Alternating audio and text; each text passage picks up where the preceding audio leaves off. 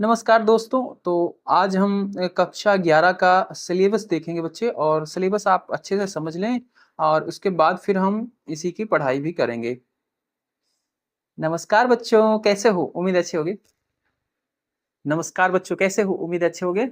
बच्चे कक्षा 11 का सिलेबस देख रहे हैं हम यूपी बोर्ड का।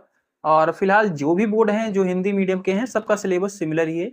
जिनके पास भी एनसीईआरटी बुक लगी है वो सबका सिलेबस सेम ही है। तो फिलहाल ये तो यूपी बोर्ड का ही है। तो बच्चे विषय है आपका रसायन विज्ञान। ठीक है, विषय आपका क्या है? रसायन विज्ञान।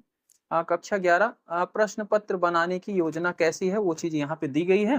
तो इसको हम नहीं देखते, हम सिलेबस देखते हैं भाई। ठीक है, सिलेबस क्या है, कितने चैप्टर हैं, कितने नंबर के हैं, ठीक है वो चीज।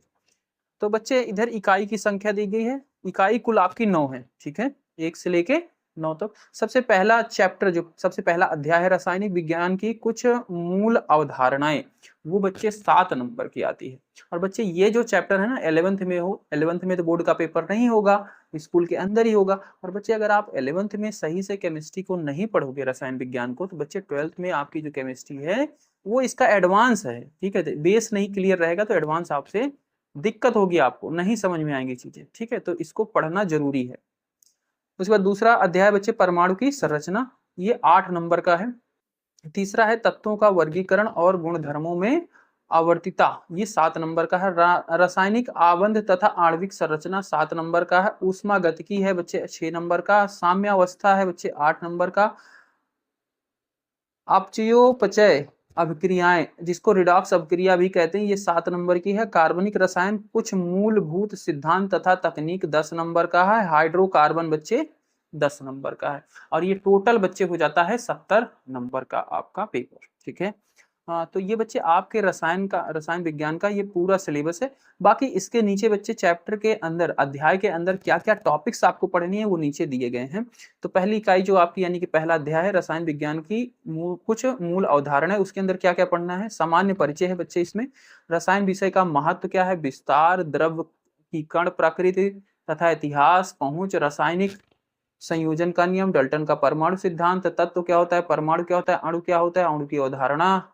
ठीक है, परमाणविक आणविक द्रव्यमान मूल की अवधारणा और मूलर द्रव्यमान प्रतिशत संगठन, मूल अनुपाती एवं अणु आणविक सूत्र, रासायनिक अभिक्रिया स्टाइकोमेट्री और उस पर आधारित गणनाएं, उस यानी कि उसके ऊपर जो प्रश्न है, ये आपके पहले चैप्टर के अंदर पढ़ने हैं। दूसरा चैप्टर है बच्चे परमाणु की संरचना, जिसके अंदर हम परमाणु के बारे में पढ़ते हैं कि परमाणु क्या है, कैसे बनाया, किसने किसने खोज की, क्या क्या पाया जाता है, वो सारी चीजें।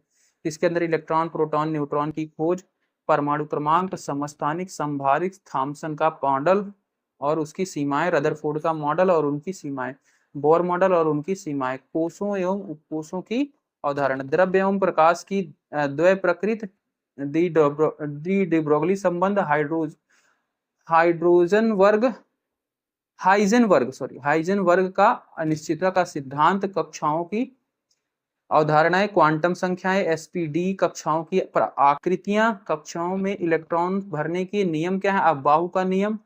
ठीक है, पाउली अपवर्जन नियम तथा हुंड का नियम, परमाणुओं का इलेक्ट्रॉनिक विन्यास, अर्धभारित और पूर्णभरित कक्षाओं का अस्थायित्व। ठीक है, ये बच्चे आपका दूसरा चैप्टर है। तो बच्चे सारा नहीं बताते वरना वीडियो बहुत बड़ी हो जाएगी। आप इसको बच्चे डिस्क्रिप्शन में जाओ, वहां से डाउनलोड कर सकते हो, या फिर बच्चे व्हाट्सएप ग्रुप, टेलीग्राम ग्रुप का लिंक दिया गया है, उसको ज्वाइन कर लेना, वहां पे आके कमेंट कर देना, मैं आपको पीडीएफ सेंड कर दूंगा। ओके बच्चे, मिलते हैं अगली वीडियो में। बाय बाय प्यारे बच्चों।